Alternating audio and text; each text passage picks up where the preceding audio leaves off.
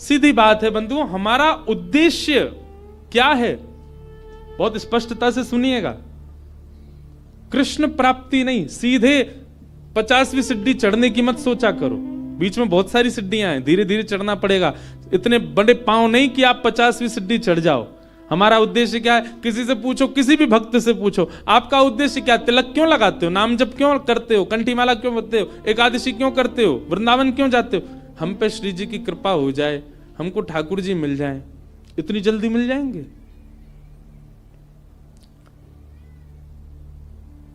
जैसे आप किसी मार्ग पर जाते हैं, जैसे मान लीजिए कि आप ऋषिकेश में बैठे हैं, तो निश्चित है कि बद्रीनाथ ही आते हैं बार बार। बद्रीनाथ जा रहे हो तो ऋषिकेश से आपका उद्देश्य बद्रीनाथ जाना ही है, पर बीच में कई ऐसे शहर पड़ेंगे, अगर आप कहीं भटकोगे तो आप उन शहरों का नाम पूछोगे, ना कि सीधा बद्रीनाथ। 300 किलोमीटर दूर का नाम थोड़ी लोगे। यहां से चलते समय आप पूछोगे भैया शिवपुरी कितना दूर रह गया? शिवपुरी वहां जाओ, आगे से मुड़ोगे और शिवपुरी आ जाएगा। उससे आगे जाओ, श्रीनगर कितनी दूर है? ये देवप्रयाग कितना दूर है? यहां है देवप्रयाग। वहां के लिए रास्ता कैसे? आपके पड़ाव धीरे धीरे आगे बढ़ते हैं, सीधे ही बद्रीनाथ नहीं पहुंचा जाता। सनई सनई है।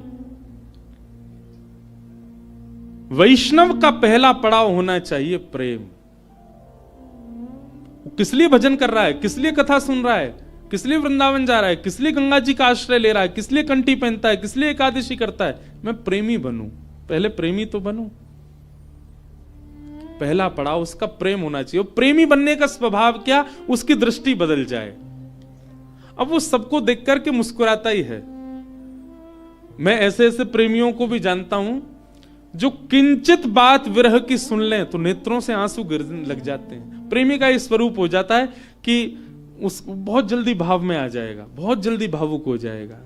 हम होते हैं, हमारे आगे तो व्यक्ति गंगा जी में कूद जाए तो हमको विरह नहीं होता। प्रेमी व्यक्ति कैसा होगा? किंचित कोई भाव ऐसा देख लेगा ना, बहुत छोटा सा, कोई व्याकुल बैठा है, उस व्याकुलता को देख करके वो विरह में आ जाएगा। ये होता है प्रेमी का स्वरूप। आधुनिक भाषा में उसको कह देते हैं ये बहुत इमोशनल है,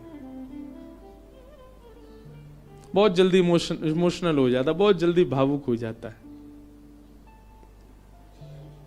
संसार को देख करके भावुक हो रहा है। एक बात बताएं, भावुक व्यक्ति प्रेमी बहुत जल्दी बन सकता है। अगर किसी के अंदर भावुकता बहुत ज्यादा है ना, तो एक प्रकार से वो ये समझ ले कि उसको कई सीढ़ियां पहले से चढ़ा हुआ है। वो भावुक व्यक्ति बस प्रेम की ओर बढ़ जाए, प्रेमी और बन जाए, और अधिक प्रेम हो जाए, और वही प्रेम वृंदावन चंद से हो जाए उसका।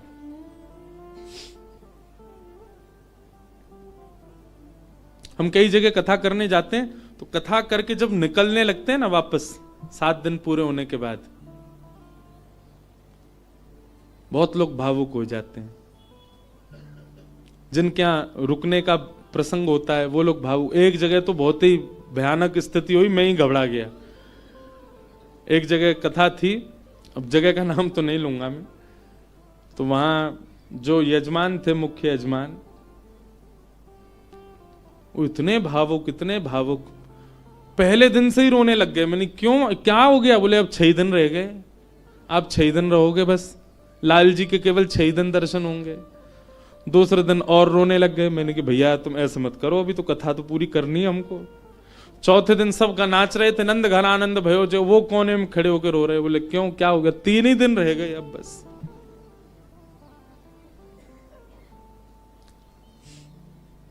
जिस दिन विश्राम दिवस था, मैं तो बहुत घबरा रहा था। मैंने आज क्या होगा, वो पहले दिन से ही रो रहे हैं। वही हुआ। अच्छा, ऐसा और था कि कथा करते ही मुझे एयरपोर्ट जाना था, मेरी फ्लाइट थी। कथा भी मैंने सुबह सुबह की थी 7 बजे से। आरती, विश्राम आरती हो रही थी, और मैं बस ये था कि हे लाल जी कुछ हो नहीं, बहुत भाव में। वही हुआ। आरती करते करते दोनों, पहले तो उनकी गृहिणी मूर्छित होकर गिर पड़ी, बेहोश ही हो गई, और फिर जो उनके पतिदेव थे उनको देख के वो भी हो गए। उसके पीछे बिल्कुल भी किंचित ही, हमको तो समझ में आया था नाटक, लेकिन नहीं, वास्तविक था। पानी वानी डाला भैया, उनका ब्लड प्रेशर वगैरह सब कम होता चला गया। एक कथा भी आती है, सुना है? एक महाराष्ट्र के राजा थे। उन राजा का एक ही बात उसके मन में चलती थी कि मेरे नगर में कोई साधु आ जाए, मेरे नगर में कोई संत आ जाए, मेरे नगर में कोई भक्त आ जाए। दुनिया में ऐश्वर्यवान व्यक्ति केवल इसकी प्रतीक्षा करता है कि मेरे पास धन बहुत आ जाए। वो इसकी प्रतीक्षा करते थे कि कोई भक्त, साधु, संत, विरक्त या वैष्णव दंपति या कोई कथा वक्ता कोई आ जाए मेरे नगर में, बस। ऐसी कृपा हुई। अयोध्या से कुछ लोग पंढरपुर दर्शन करने जा रहे थे और उन महात्मा के उन राजा के नगर में आ गए। नगर से होके पंढरपुर का रास्ता था, तो पंढरपुर की ओर जा रहे थे। शाम काल का समय हो गया। राजा को पता चली संतों की टोली आ रही है। वो तो ऐसा और था राजा, वो दूर दूर तक उसने अपने सैनिक लगा रखे थे। बोले आसपास के रस्तों से अगर कोई संत निकल के जा रहे हैं उनसे भी कहो यहां होके जाएं, हमारे नगर में होके जाएं। ऐसी भगवत प्रीति, भक्त प्रीति भी सबके हृदय में नहीं होती।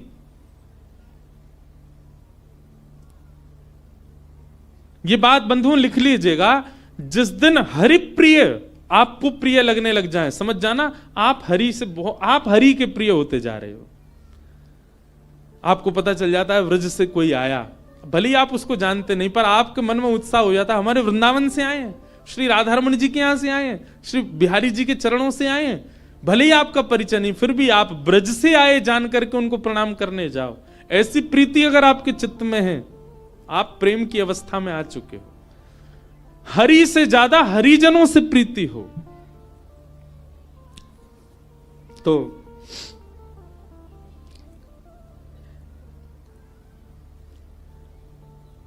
अयोध्या से संतों की टोली आई। रात में राजा ने खूब सुंदर उनका स्वागत किया, सबके लिए बढ़िया शिविर बनवाए, बढ़िया सबके लिए भोजन की व्यवस्था करी। सब साधु महात्मा बड़े प्रसन्न हो गए। बोले वाह भैया राजा, तेने तो हमारो दिल जीत लिया, क्या सुंदर व्यवस्था की, सब संतों के सबके चरण धोए, सबको माला पहनाई, प्रसाद पवाया, सोने की उत्तम व्यवस्था। और राजा रात में सोने अपने महल में नहीं गया, वहीं बैठा शिविर के बाहर ही पूरे परिवार सहित, कि कोई संत कोई आज्ञा कर दें सेवा के लिए, हम उनकी सेवा करें। संतों ने दूसरे दिन उठ करके राजा से कहा, देखो हम तुम्हारी सेवा से इतने प्रसन्न हैं कि हम सबके मन में आया कि हम कम से कम 5 दिन तो यहां रुकें। राजा रोने लगा, बोले महाराज मेरे ऊपर बड़ी कृपा, आप रुकिए। 5 दिन पूर्ण हुए। सब संत बोले भैया हमको पंढरपुर जाना है, अब आप हमको आज्ञा दो। राजा बोला भगवान मैं अपनी एक बात निवेदित करूं। बोले क्या? 5 दिन बाद रामनवमी है, श्री राम जी का अद्भुत उत्सव है, आप लोग सब यहीं रुक जाएं, 5 दिन और रामनवमी करके चले जाएं। संत बोले भाई क्या बुराई है, इतनी अच्छी व्यवस्था राजा कर ही रहे हैं, वहीं बढ़िया कीर्तन भजन होने दो, सत्संग होने दो। 5 दिन रुक गए, सबने रामनवमी करी, अभिषेक किया राम जी का। रामनवमी पूर्ण करके सब अगले दिन संत महापुरुष बोले अब हमको आज्ञा दो, हम लोग सब चलें पंढरपुर।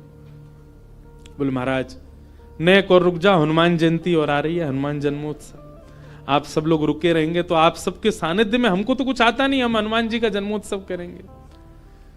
अब वो सेवा इतनी अच्छी कर रखी थी कि कुछ संत तो बेचारे उसके पक्ष में रहते थे, बोले रुक ही जाओ, बढ़िया व्यवस्था तो करी रखी है। रुक गए, हनुमान जन्मोत्सव तक सब लोग रुक गए।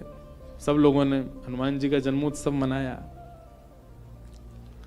संत महापुरुष कहने लगे, बोले भैया अब हमको आज्ञा दे दो, अब हम लोग चलें। बोले महाराज उसके बाद में फिर कोई और उत्सव आ रहा था 15 दिन बाद, उसका नाम ले दिया। बोले वो किए बिना तो आप कैसे जाओगे, कहां आपको व्यवस्था ही नहीं मिलेगी, मेरे यहां हो जाएगा।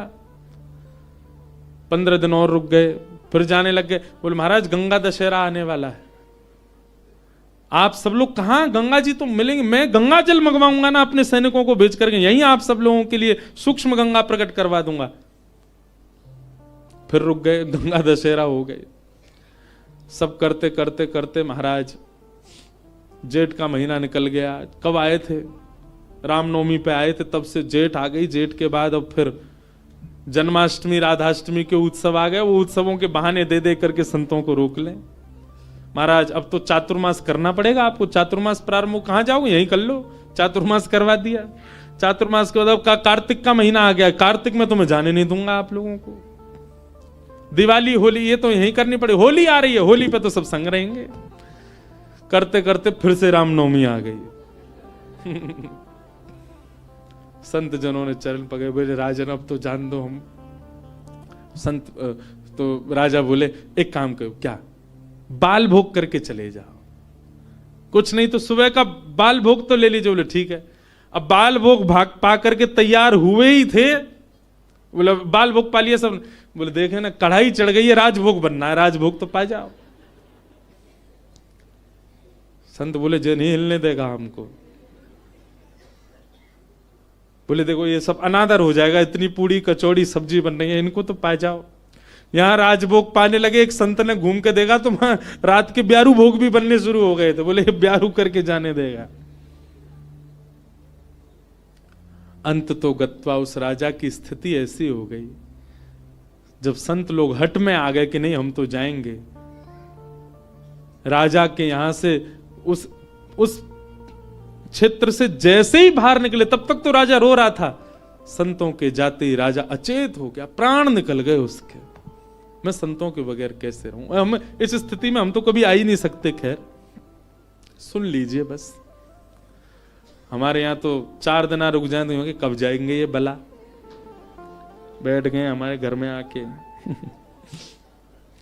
सब तरीके के लोग होते हैं। अब तो लोग हमको बहुत प्रेम करने लग गए, जब हमको कोई जानता नहीं था तब हमने भी ऐसे घरों में रुके हैं। पर सत्य बात है बंधुओं, ठाकुर जी से प्रेम तो सबको हो जाता है, पर हरिजनों से जिसको प्रेम हो जाए, समझ जाओ कि उसको ठाकुर जी से, वो अब प्रेम की अवस्था में आ चुका है। जिसको हरिजन प्रिय लगने लग जाए, हरि के जन प्रिय लगने लग जाए। आप लोग किया करो, कभी एयरपोर्ट, रेलवे स्टेशन, कभी अनजान स्थान पर कोई तिलक मात्र लगाया घूम रहा हो, उसको भी जय सिया राम, जय श्री कृष्ण। सामने वाला प्रत्युत्तर में अगर ये पूछ ले भैया कौन, कुछ नहीं आपके माथे पे हमने तिलक देखा, कंठ में हमने तुलसी जी देखी तो हमको लगा कि आप वैष्णव हो इसलिए हमने प्रणाम किया। ऐसा स्वभाव। तो प्रथम गंतव्य ठाकुर जी नहीं होने चाहिए, पहला गंतव्य प्रेम होना चाहिए। हमारे भजन का, हमारे साधन का, हमारी कथा का, हमारे नियमों का, सबका प्रथम पहले किसको प्राप्त करना है कि पहले हम प्रेमी बने।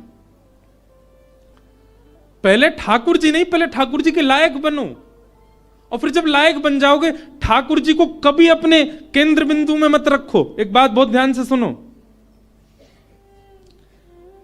किसी को पाने के लिए आप मत तड़पो, स्वयं को ऐसा बनाओ कि सामने वाला आपको पाने के लिए तड़पे, सामने वाला आपको पाना चाहे।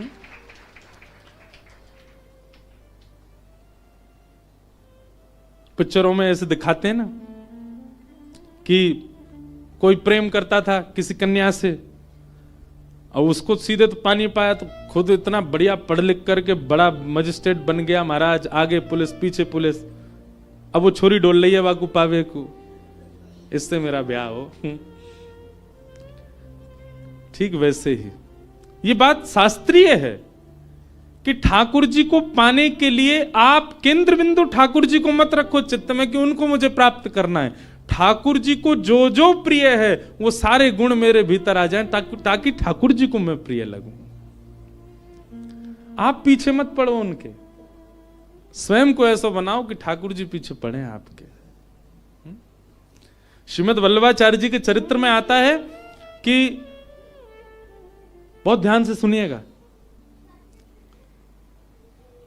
श्रीनाथ जी जब प्रकट हुए ना, तो पहले श्रीनाथ जी की भुजा प्रकट हुई, और भुजा प्रकट होने के बाद में सद्दू पानी की गैया रोज जाती थी, अपना संपूर्ण दुग्ध वहीं बहा करके आ जाती थी। तो सद्दू पानी ने देखा मेरी गैया कहां जाती है, जाकर के देखा तो गिरिराज शिला में केवल भुजा निकली हुई है। सद्दू पानी ने जब पूरा बाहर निकाला तो श्रीनाथ जी प्रकट हो गए इसी कलिकाल में।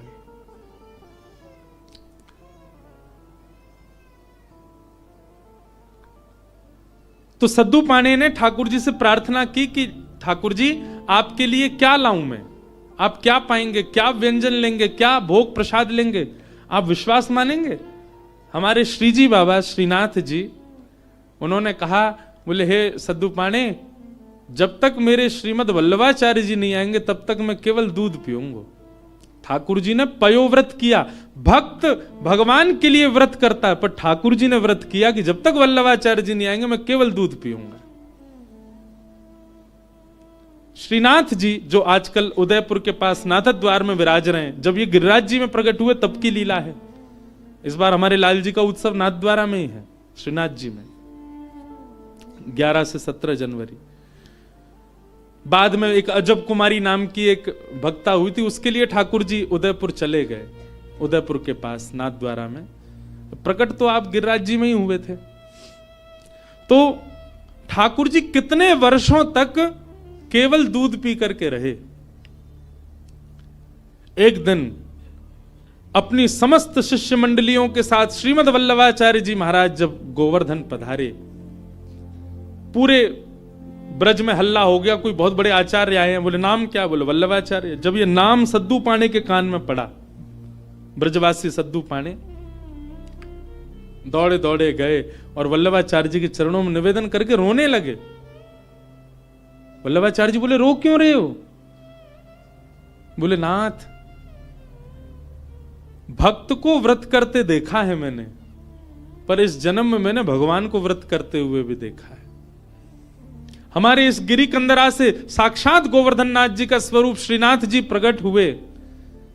मेरी गैया को दूध नित्य पियो करते, मैंने उनसे निवेदन किया कि आपको कहा भोग धराऊं। समोसे बोले मैं तो दूध ही पीऊंगा। मैंने कि कब तक दूध पियोगे? बोले जब तक वल्लभाचार्य जी नहीं आएंगे तब तक दूध ही पीऊंगा। भक्त ठाकुर की प्रतीक्षा करे ये तो सुनोगे हो, पर ठाकुर भक्त की प्रतीक्षा कर रहे हैं। हे नाथ, मेरी आपसे प्रार्थना, जल्दी मिलो ठाकुर जी से और जल्दी अन्न पवाओ ठाकुर जी को। श्रीमद वल्लभाचार्य, आप सबने चित्र देखा होगा निश्चित ही, अगर कोई श्रीनाथ जी से या हमारे गोवर्धन नाथ जी से परिचित है, वल्लभाचार्य जी के भाव में है। सद्दू पाणे ने आवाज लगाई, लालन, हे श्री जी बाबा देखो श्रीमद वल्लभाचार्य पधारे हैं। और ऊपर से नन्हे से गोपाल जी, 4 वर्ष की अवस्था के गोपाल जी, 2-4 दतुइयां निकली हैं बस, गोल मटोल लाला, घुंघराले केश हैं, वही श्रीनाथ जी। ऊपर गिरी कंदरा से नीचे देखते हैं श्रीमद वल्लभाचार्य जी को, वल्लभाचार्य जी ऊपर देखते हैं ठाकुर जी को, और दौड़े वहां से ठाकुर जी, यहां से वल्लभाचार्य जी, और मध्य गोवर्धन में दोनों ने गाढ़ आलिंगन किया एक दूसरे का। ये चित्र देखा होगा आपने वल्लभाचार्य जी, और नहीं देखा हो तो गूगल पर देखना, वल्लभाचार्य जी श्रीनाथ जी मिलन पिक्चर, ऐसे ठाकुर जी ने आलिंगन कर रखा वल्लभाचार्य जी को, नेत्रों से आंसू गिर रहे हैं। वल्लभाचार्य जी बोले ठाकुर जी आप क्यों इतने श्रम में रहे, कुछ पाया नहीं?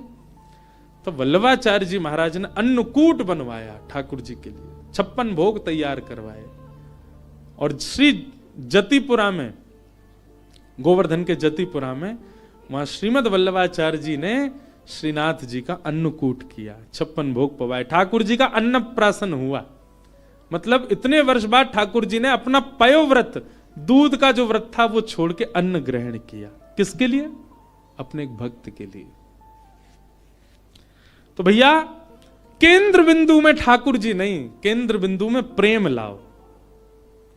आपके केंद्र बिंदु में प्रेम आ गया और प्रेम आपके चित्त में आ गया तो आप ठाकुर जी के केंद्र बिंदु में रहोगे, ना कि ठाकुर जी आपके केंद्र बिंदु में। स्वयं को निर्माण ऐसो करो, कथा सुन के, संत संग करके, सत्संग करके, वैष्णव संग करके, भजन करके, कीर्तन करके, कि ठाकुर जी आपकी प्राप्ति के लिए विचरण कर रहे हैं, कि जे मुंह को मिले कैसे भी।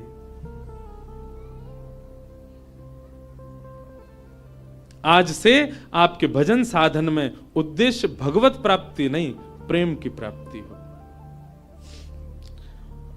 कि भवतानुदित प्रायम यशो भगवतो मलम ये नैवासौ न तुष्येत मन्ये तद्दर्शनम खिलम। नारद जी महाराज वेद व्यास जी से कहते हैं, व्यास जी आपने भागवत जी की रचना की, उसमें ज्ञान, उसमें वैराग्य, उसमें सब कुछ आपने प्रस्तुत किया, पर आपने प्रेम को नहीं प्रस्तुत किया, इसलिए आपका हृदय अशांत है। आपके ग्रंथों को, पुराणों को सुनकर के व्यक्ति धार्मिक बन जाएगा, व्यक्ति वैरागी बन जाएगा, पर आपके ग्रंथों को पढ़ के व्यक्ति प्रेमी नहीं बन पाएगा। इसीलिए आपका हृदय अशांत है, आपको कहीं ना कहीं अपूर्णता लगती है अपनी क्रिया में। इसलिए मेरी प्रार्थना कि अब आप ठाकुर जी के प्रेम स्वभाव का वर्णन करो, जिससे पढ़ने वाला व्यक्ति प्रेमी बन सके। वेद व्यास जी महाराज ने निवेदन किया, उसके लिए मुझे क्या करना पड़ेगा? बोले समाधि लगा करके भगवान के प्रेम स्वरूप का चिंतन करो।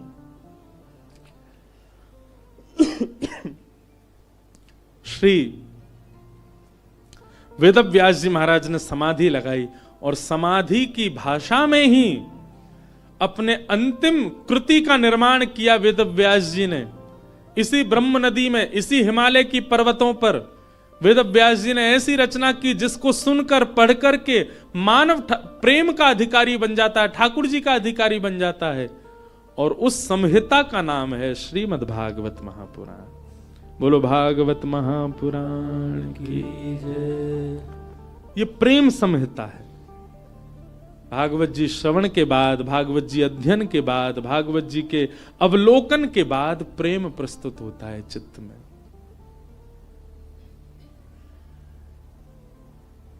प्रेम। वेद व्यास जी महाराज ने उस प्रेम का भाव लिखा, वही भागवत है। बंधुओं, आपको अगर अपनी कृति से, कई लोगों को अपने जीवन से भी बहुत अपूर्णता का अनुभव होता है। हम आपको एक बात बता रहे हैं, बहुत सावधानी से सुनो।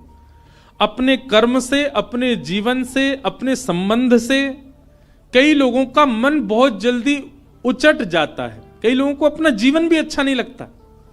क्यों? केवल प्रेम नहीं है आपके जीवन में। आप भागवत जी का आश्रय लीजिए और भागवत जी का आश्रय लेकर के आप प्रेम जीवन में ले आइए, आपको सब कुछ अच्छा लगने लगेगा। एक बात बता रहे हैं, प्रेमी व्यक्ति का स्वभाव ऐसा हो जाता है कि वो अव्यवस्था में भी प्रसन्न रहने लगता है। अप्रेमी व्यक्ति का स्वभाव कैसा होता है? वो कहीं भी जाएगा ना, नाक मुंह मोड़ता ही रहेगा। यहां तो ये है, यहां तो ऐसा है, यहां मैं कैसे बैठ जाऊं, ये मैं कैसे खा लूं, यहां मैं कैसे बैठ सकता हूं, यहां मैं कैसे नहा सकता हूं, यहां मैं कैसे रह सकता हूं, इस व्यक्ति के साथ मैं कैसे जी पाऊंगा, इस माहौल में मैं कैसे रह पाऊंगा। ये सब जगह जो अपने आप को अपरिपूर्ण माने, समझ जाना अप्रेमी व्यक्ति है। पर प्रेमी कैसा होता है? वो जहां बैठ जाता है ना, वो स्थान ही अच्छा लगने लग जाता है। कई बार आपने कुछ ऐसे स्थान देखे होंगे, उन स्थानों पर कभी आपकी नजर ही नहीं पड़ी होगी, या उस स्थान को देख करके आपने सोचा होगा ये तो सामान्य सी जगह है, ये कौन सी बड़ी बात है। पर उसी स्थान पर कोई भगवत प्रेमी जाकर के बैठ जाता है तो उस स्थान की रौनक ही बदल जाती है, उस स्थान का माहौल ही बदल जाता है। अरे स्थान नहीं, कई बार कई रंग हमको प्रिय नहीं होते। मैं अपना अनुभव बता रहा हूं, कई रंग हमको प्रिय नहीं होते, कई कलर्स हमको अच्छे नहीं लगते, पर वही रंग, वही कलर, उसमें कोई प्रेमी व्यक्ति अगर आ जाए, उस प्रेमी व्यक्ति उस कलर में या रंग का आश्रय ले ले, वो रंग भी अच्छा लगने लग जाता है। कई सब्जियां आपको अप्रिय लगती होंगी, पर वही कोई प्रेमी के हाथों से प्रसाद रूप में आपको मिल जाए, आप उसका पान करेंगे, सेवन करेंगे, आपको अत्यंत अद्भुत। और अगर आपको अनुभव करना हो तो हम बता रहे हैं, अरबी की सब्जी हर कोई नहीं पा सकता, इतनी बढ़िया नहीं लगती। हमारी श्री जी को बहुत प्रिय है, किशोरी जी को बहुत प्रिय है, लाडली जी को अरबी का भोग लगता है। कभी जाइए राधाष्टमी के समय पर, या वैसे भी हमारे तटीय स्थान वृंदावन में अरबी की सब्जी बनती है। आप पे कृपा हो जाए, नहीं हो तो वहां किसी महात्मा से कह देना हमको थोड़ा प्रसाद दे दो, वो मधुकरी रूप में आपको अरबी देंगे, आप पाके देखना। सारे विश्व के जितने भी रस होंगे ना, वो सब रस फीके लगेंगे उसके आगे। क्यों? क्योंकि प्रेम स्थान पर वो निर्मित है, इसलिए उसका स्वाद अद्भुत हो जाता है। मैं कथा करता हूं, हमको राग रागनी आती नहीं, हम बस ऐसे गा लेते हैं, ये सब गुरुजन बैठे हैं, ये लोग जैसो बजा दें वैसो हम गा दें। कई राग ऐसे हैं, उनको पहले मैं जब सुनता था ना तो मेरा मन बड़ा उच्चाटित सा हो जाता था कि ये कैसे गाएंगे, ये तो बड़ा विचित्र सा राग है। आज वही राग में हम कथा भी कर देते हैं। क्यों? क्योंकि जब प्रेम मिल जाता है, प्रेम एक ऐसा सब्सटेंस है, प्रेम एक ऐसा क्या बोले वो, केमिकल बोले, सब्सटेंस बोले, क्या बोले, वो एक ऐसी वस्तु है, वो जहां मिल जाएगी वो सब प्रिय लगने लग जाएगा। वो प्रेम कहलाता है। प्रेम का मतलब केवल स्त्री पुरुष का प्रेम मत समझा कीजिए आप। कोई प्रिय लगने लग जाए वो नहीं, सब कुछ प्रिय लगने लग जाए, वो प्रेम है। वास्तविक प्रेमी आप अपने आप को ऐसे नहीं मान सकते, उसके लिए नस काट रहे घूम रहे हैं, हॉस्पिटल में भर्ती है गए, वो क्या बता रहे हैं, बोले भाई टैग लग गया इसके ऊपर, काहे का, बोले प्रेमी है। आप इस प्रकार प्रेम की अवहेलना मत करो, प्रेम की निंदा मत करो।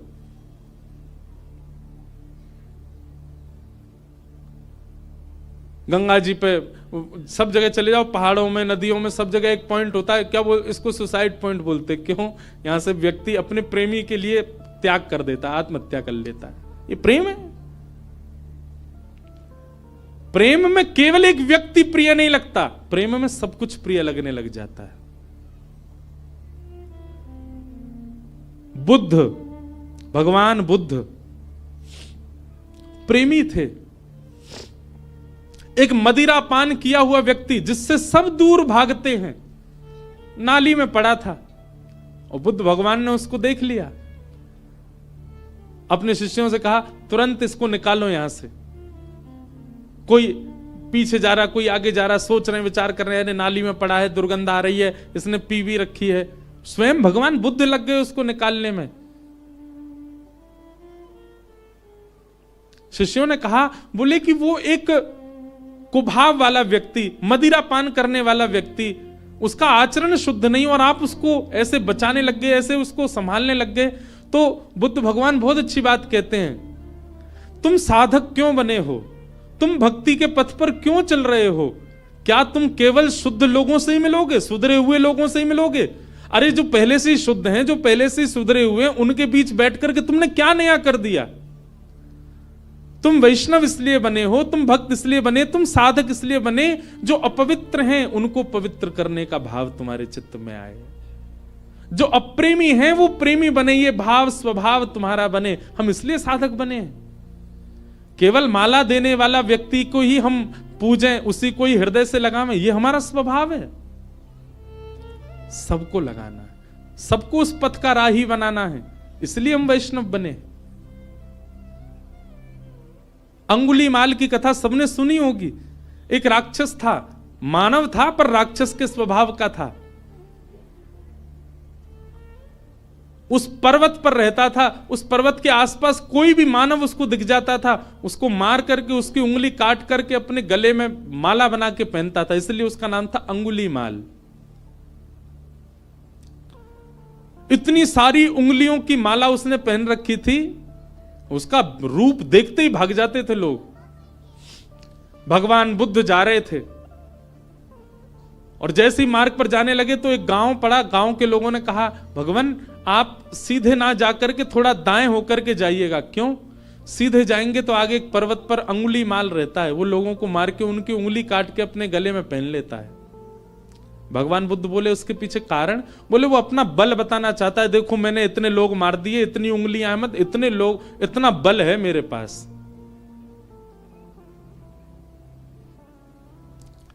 भगवान बुद्ध कहते हैं भय का बल नहीं होता, प्रेम का बल होता है।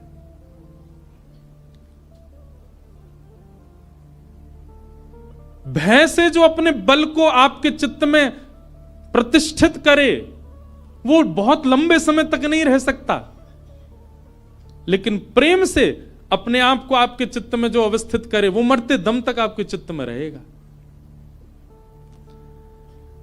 मानस जी में एक बहुत अच्छी लीला आती है कि राम जी वन में विचरण करते थे और जब भूख लगती थी ना तो किसी के यहां से, किसी के घर से या किसी नगर से लक्ष्मण जी सामग्री ले आते थे, जानकी जी बनाती, राम जी पाते थे। लेकिन ऐसा वर्णन आता है कि कई बार लक्ष्मण जी को सामग्री नहीं मिली, और वनवासी थे तो उनके पास धन भी नहीं था, भाई दे के ले लें। तो राम जी जाते थे सामग्री लेने के लिए, और राम जी जब जाते थे तो सामग्री लेके ही आते थे। तो फिर मानस जी में तुलसीदास जी वर्णन करते हैं कि राम जी ऐसा क्या दे के आते थे कि लोग सामग्री देने को राजी हो जाते थे। राम जी के पास कुछ था तो था नहीं, ना तो धन था, ना वैभव था, ना कुछ रुपया थे, क्या देते थे राम जी। तो मानस जी में श्री गोस्वामी जी वर्णन करते हैं कि राम जी जब कुछ सामग्री लेते थे, या सामग्री लेते भी थे, या फिर कई बार सीता जी बड़ी रसोई बनाती हैं और संतों को पवाते, संतों को पवाने के बाद दक्षिणा देनी होती है, तो ये दक्षिणा के आदान प्रदान पर या सामग्री के आदान प्रदान पर राम जी क्या देते थे। तो गोस्वामी जी वर्णन करते हैं, बोले कुछ नहीं, राम जी मंद मंद मुस्कुरा देते थे, उनकी मुस्कान ही सबसे बड़ी दक्षिणा थी। उसको लेकर के व्यक्ति कहते तुम तो भैया सब कुछ ले जाओ हमारा, बस ये मुस्कुराते रहो, तुम्हारी मुस्कान ही सब बढ़िया। मतलब संतों को प्रसाद पवा के राम जी सामने बैठ करके दक्षिणा रूप में मुस्का देते थे। संत बोलते बस मिल गई हमारी दक्षिणा। जहां जहां से सामग्री लाते वहां मुस्का देते थे। प्रेम, और वो प्रेम का बल ऐसा व्यवस्थित किया राम जी ने कि मरते दम तक कोई नहीं भूल पाया। और रावण का भी बल प्रतिष्ठित था, पर रावण का भय का बल था। बल भय का नहीं होता, बल प्रेम का होता है।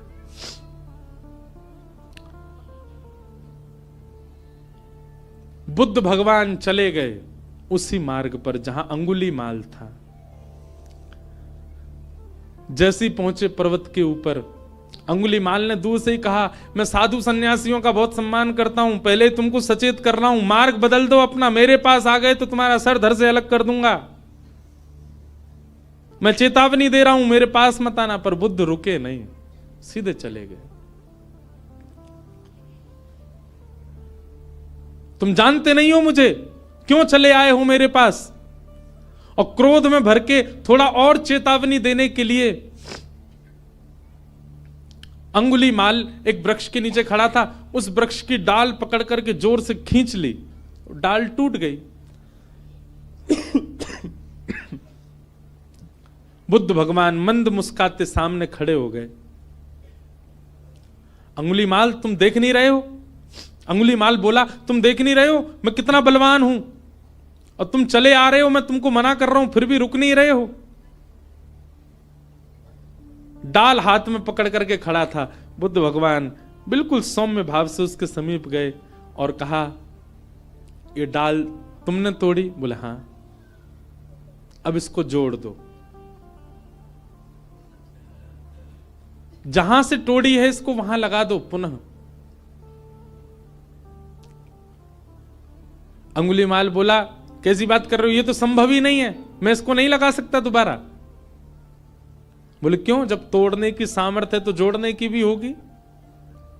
इसको जोड़ दो, यथावत जैसी थी वैसी जोड़ के दिखा दो। अंगुलीमाल बोला यह संभव नहीं है। बुद्ध भगवान कहते हैं जिसको तुम जोड़ नहीं सकते उसको तोड़ने का अधिकार तुमको किसने दिया। इतनी उंगलियां गले में पहन करके घूमते हो, तुमने इतने लोगों को मार दिया, अकेले इस पर्वत पर रहते हो, पूरी दुनिया तुमसे भय खाती है। सोचो, विचार करो अंगुलीमाल, जितनी उंगलियां तुमने गले में पहनी हैं, प्रेम से यदि इतने लोगों को अपने संग में रखते, पूरी दुनिया पूजती आज तुमको। अपने प्रेम स्वभाव से इतने लोगों का संग पाते तो तुम ज्यादा बलवान होते, लेकिन तुमने उनको मार दिया, उनकी उंगलियां डोल रहे हो लेके गले में। अगर इतने लोग तुमने जोड़े होते खुद से तो तुम श्रेष्ठ माने जाते। और इतना कहकर के बुद्ध चले गए। अपनी कुटिया पर जाकर के रुके, पीछे देखा ही नहीं। कुटिया पर जाकर के जब पीछे देखा, अंगुलीमाल चरणों में गिर गया। बुद्धम शरणम गच्छामि, मुझे क्षमा कर दो भगवान, और सदा के लिए उनके हो गए। यह है प्रेम। प्रेमी जब व्यक्ति होता है वो सबको प्रेमी बनाता चलता। जैसे किसी के अंदर कोई इत्र लगाए घूमे, जहां से निकल जाए सब जगह सुगंधित होती चली जाती है, वैसे ही भक्ति साधना से व्यक्ति जब प्रेमी बन जाता है, वो जहां जाता है, जिस स्थान पर जाता है, जितने लोगों से मिलता है, उनको भी प्रेमी बना देता है, उनको भी प्रिय बना देता है, उनको भी भक्त बना देता है, उनको भी साधक बना देता है। प्रेम। और श्रीमद् भागवत प्रेम प्रस्थापित करती हैं श्रोताओं के चित्त में। भागवत जी की रचना हुई और रचना करने के बाद वेद व्यास जी महाराज ने विचार किया, अब इस भागवत को हम घर घर तक, जन जन तक कैसे पहुंचाएं। तब वेद व्यास जी महाराज ने अपने पुत्र सुखदेव जी का आवाहन किया कि यम प्रव्रजन्तमनुपेतमपेत कृत्यम द्वैपायनो विरह कातरया जुहाव पुत्रेति तन्मयतया तर्वोऽभिनेदु तम सर्वभूत हृदयं मुनिमानतोऽस्मि। श्री सुखदेव जी महाराज आए। वेद व्यास जी के पुत्र हैं सुखदेव, लेकिन जन्म लेते ही आप ब्रह्म के ध्यान में चले गए थे। लेकिन श्री व्यास जी ने भागवत के श्लोक जब इनको सुनाए तो ब्रह्म ध्यान छोड़कर के भागवत जी की सन्निधि में आ गए और कहा, मैं तो निर्गुण निराकार ब्रह्म की उपासना कर रहा था, पर मुझे अब सगुण साकार में मन लग गया है, मुझे इन्हीं की आराधना करनी है। व्यास जी ने भागवत जी का अध्ययन सुखदेव जी को कराया और श्री शुकाचार्य जी ने वही भागवत की कथा राजा परीक्षित को सुनाई। पूछा गया, राजा परीक्षित कौन है? राजा परीक्षित के विषय में हमको थोड़ा बताओ। इनको 7 दिन में मरने का श्राप क्यों लगा, इनके बारे में थोड़ी हमें जानकारी दो। तब राजा परीक्षित के विषय को बताने के लिए यहां से महाभारत का थोड़ा प्रारंभ किया। यदा मृधे कौरव संजयानाम वीरेस्वथो वीर गतिम गतेषु व्रकोदरा विग्ध गदा विमर्श भृगनोरुदंडे धृतराष्ट्र पुत्रे। श्री परीक्षित जी महाराज का चरित्र और उनको 7 दिन में श्राप क्यों लगा, ये सब विषय सुनाए गए। अब इस विषय में अगर प्रवेश करें तो पूरा महाभारत का प्रसंग कहना पड़े, इसलिए कल बंधुओं ठाकुर जी का जन्मोत्सव है कथा में, क्योंकि कल चतुर्थ दिवस है।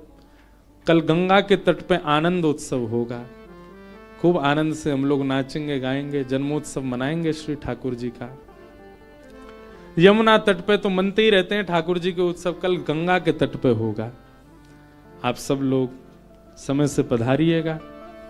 आज श्री गिरधर लाल जी के दर्शन का समय तो है, पर हम आप सबकी संख्या देख के डर रहे हैं, क्योंकि जहां हम रुके हैं वो स्थान तो बहुत छोटा है।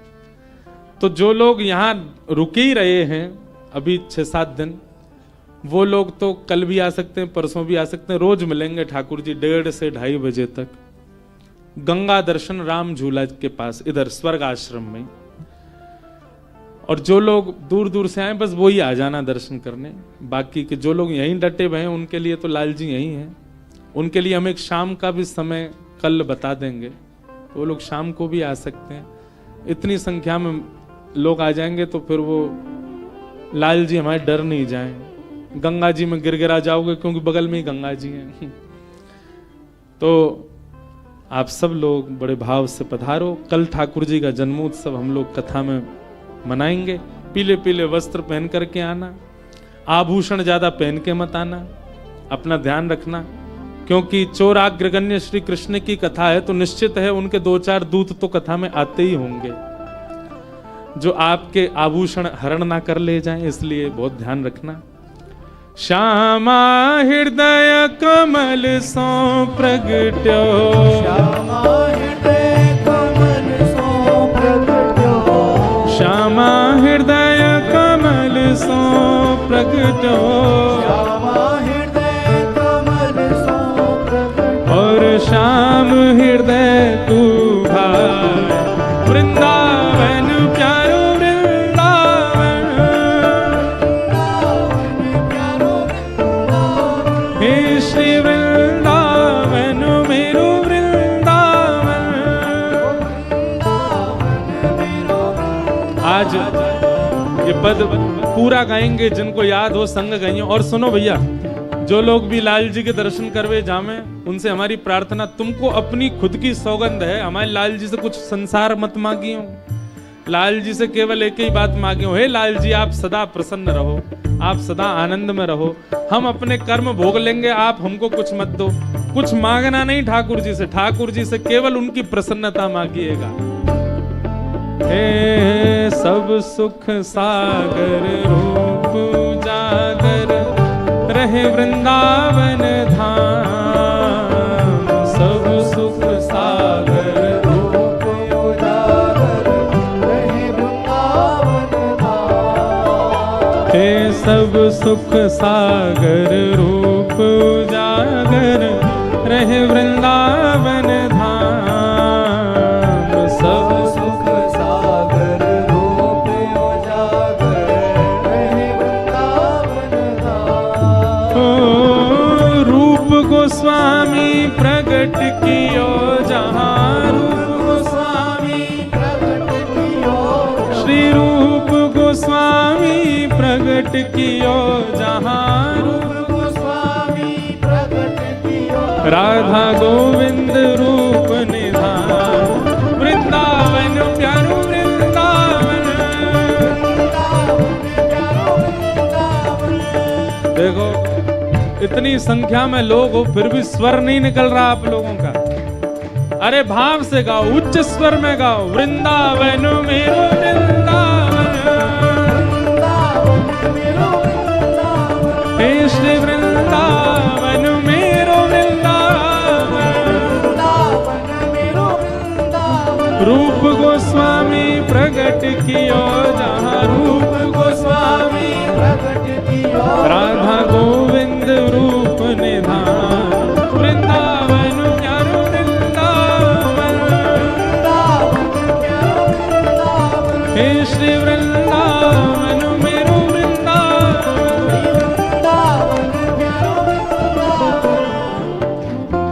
विहरत निस दिन कुंज गलन में, ब्रज जन मन सुख धाम।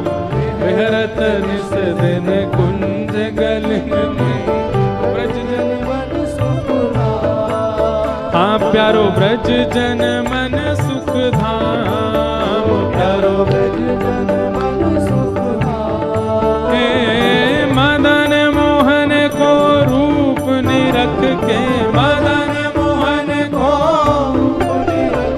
श्री मदन मोहन को रूप निरख के, मदन मोहन को रूप निरख, हे सनातन बलि बलि जाए। वृंदावन प्यारो वृंदावन, वृंदावन प्यारो वृंदावन, हे श्री वृंदावन मेरो वृंदावन। वृंदावन प्यारो वृंदावन, मदन मोहन को रूप निरख के, मदन मोहन को सनातन बलि बलि जाए। वृंदावन प्यारो वृंदावन, हे श्री वृंदावन मेरो वृंदावन।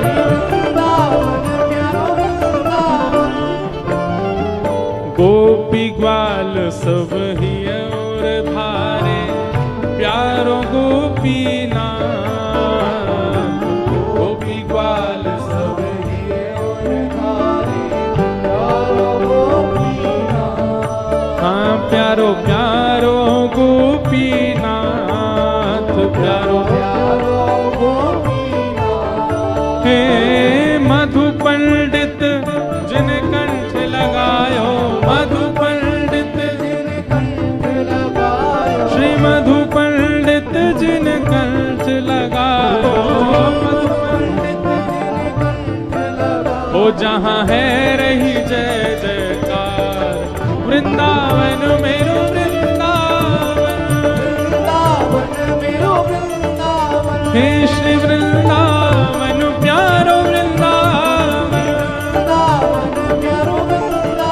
मधु पंडित जिन कंठ लगाओ, मधु पंडित और है रही जय जयकार।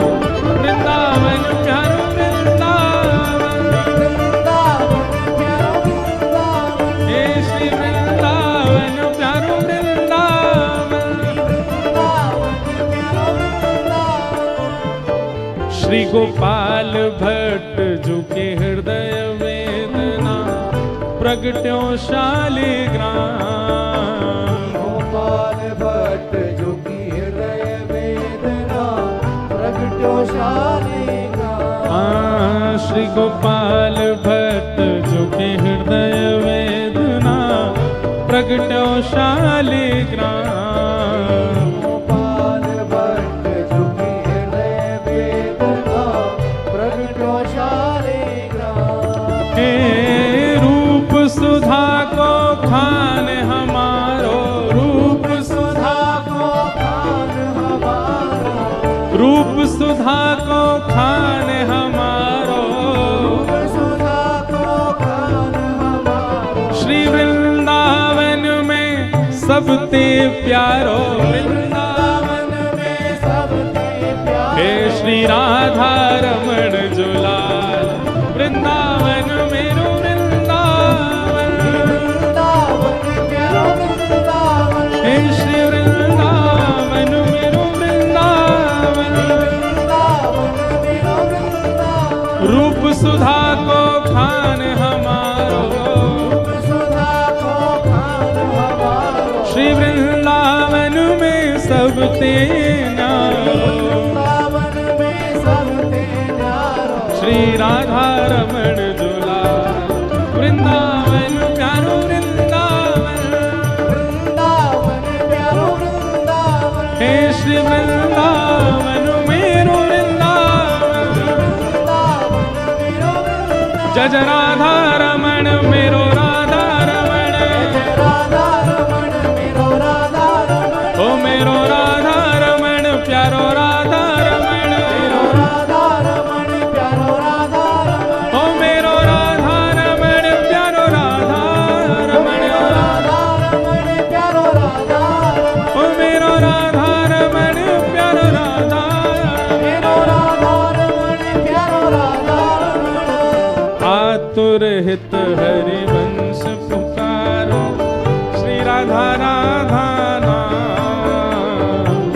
आतुर हित हरि वंश। पुकारो राधा राधा। अभी यहाँ कथा 12 को विश्राम करके श्री वृंदावन के मदन टेर में 14 तारीख को सुबह 9 बजे से श्री हितरवंश महाप्रभु का चरित्र हम एक दिन सुनाएंगे। जो लोग भी वृंदावन पहुंच रहे हो 14 तारीख को मदन टेर आना, जहां श्री राधा वल्लभ जी पहली बार विराजे वृंदावन आकर के। मदन टेर यमुना तट आयो, मदन टेर यमुना तट आयो। सघन कुंज वृंदावन आयो। सघन कुंज वृंदावन आयो। हे मदन टेर यमुना तट आयो, मदन टेर यमुना तट आयो। सघन कुंज वृंदावन आयो। सघन कुंज भुजा उठा के वृंदावन आयो। ओ प्यारो राधा वल्लभ लाल। वृंदावन मेरो वृंदावन, वृंदावन मेरो वृंदावन। हे श्री वृंदावन मेरो वृंदावन। वृंदावन मेरो वृंदावन। सघन कुंज यमुना तट आयो, सघन कुंज यमुना तट आयो। मदन टेर वृंदावन आयो, मदन टेर। वृंदावन आयो। ओ प्यारो राधा वल्लभ लाल। वृंदावन मेरो वृंदावन, वृंदावन मेरो वृंदावन। हे श्री वृंदावन प्यारो वृंदावन। श्री वृंदावन प्यारो वृंदावन। जुगल किशोर को लाड़ लड़ायो, नवल कुंज ही अमान। युगल किशोर को लाड़ लड़ायो धवल कुंज ही माँ। हे कुंजन कुंजन की रज धारे कुंजन कुंजन की रज धारे कुंजन कुंजन की रज धारे कुंजन की रज धारे। ओ हरि व्यास युगल यश गान वृंदावन मेरो वृंदावन वृंदावन मेरो वृंदावन हे श्री वृंदावन प्यारो वृंदावन। वृंदावन प्यारो देखो वृंदावन। वैसे तो अधिकतर सबको पता है कि हम लोग क्या गा रहे हैं, वृंदावन के 7 निधियों को प्रणाम कर रहे हैं। वैसे सबको पता है, जिनको नहीं पता हम उनको बता रहे हैं। हमारे वृंदावन के प्रथम ठाकुर कौन है? बोलो, श्री गोविंद देव। वृंदावन के दूसरे ठाकुर श्री मदन मोहन, तीसरे ठाकुर श्री गोपीनाथ, चौथे ठाकुर श्री राधा रमण, पांचवें ठाकुर श्री राधा वल्लभ और छठवें ठाकुर जिनको अभी हम गा रहे हैं श्री जुगल किशोर और 7वें ठाकुर श्री कुंज बिहारी लाल। तो इन 7 को हम प्रणाम कर, जिनको नहीं पता हम उनको बता रहे हैं। अभी जुगल किशोर जी को प्रणाम कर रहे हैं। कुंजन कुंजन की रज धारे कुंजन कुंजन की रज धारे हरि व्यास युगल यश गान वृंदावन मेरो वृंदावन वृंदावन मेरो वृंदावन हे श्री वृंदावन प्यारो वृंदावन। वृंदावन प्यारो वृंदावन। हमारे ब्रज वृंदावन के 7वें ठाकुर जिनके जन्मोत्सव पर इस कथा का प्रारंभ हुआ, बोलो वृंदावन बिहारी लाल। भुवन चतुर्दश की सुंदरता निधिवन करत बिहार। भुवन चतुर्दश की सुंदरता निधिवन करत बिहार। हे भुवन चतुर्दश की सुंदरता निधिवन करत बिहार।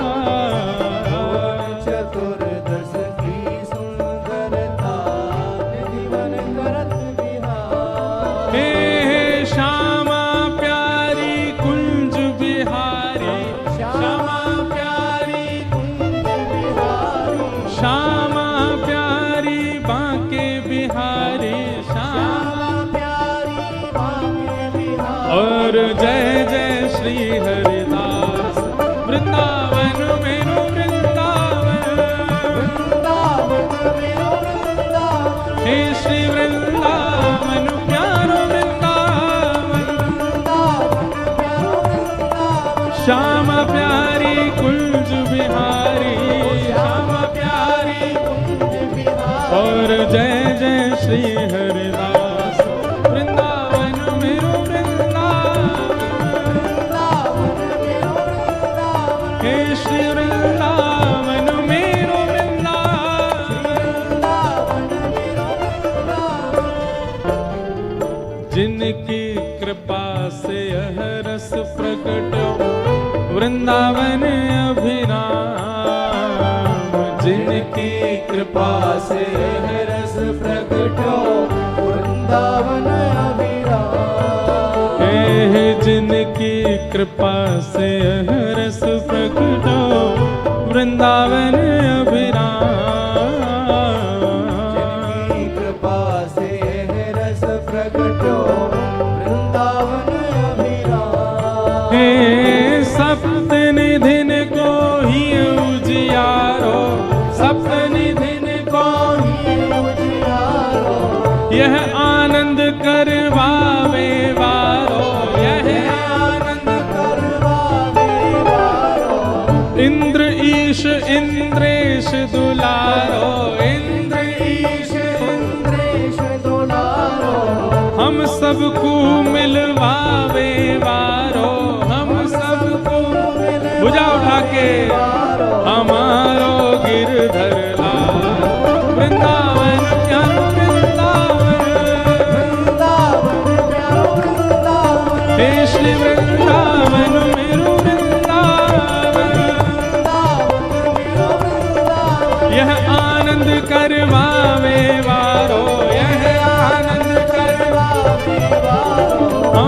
सबको मिलवावे वारो, सबको मिलवावे वारो, हे हमारो गिरधर लाल।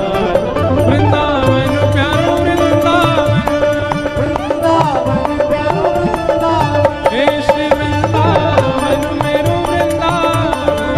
वृंदावन मेरो वृंदावन।